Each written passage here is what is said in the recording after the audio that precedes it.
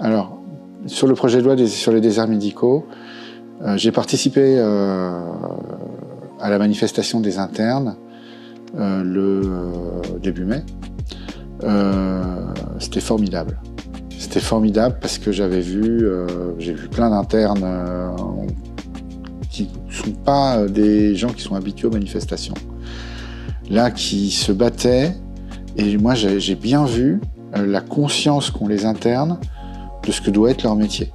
C'est-à-dire l'indépendance, justement. Et là où tu vas travailler, c'est aussi, tu le choisis aussi pour les malades.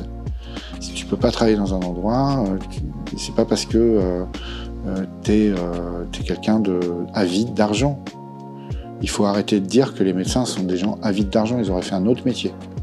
Avec les qualifications et le niveau et les efforts au niveau des études qu'ils ont fait, c'est pas du tout pour ça qu'ils font ce métier-là.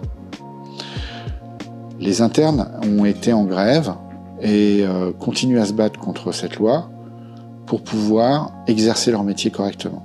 Et ce n'est pas à eux de payer les pots cassés d'une politique qui est menée depuis 50 ans, qui est celle du numerus clausus, qui réduit le nombre de médecins de manière importante. Tout ça, ça a été fait avec le concours de certains médecins, effectivement, qui eux étaient peut-être avides d'argent.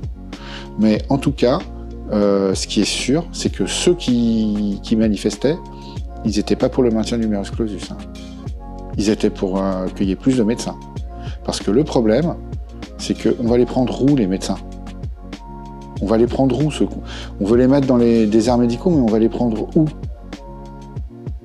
Moi, j'ai 1 an de délai de consultation. J'ai des mois et des mois pour faire certains examens de délai. Et je suis dans Paris. On va les prendre où, les médecins ? Donc c'est ça la question.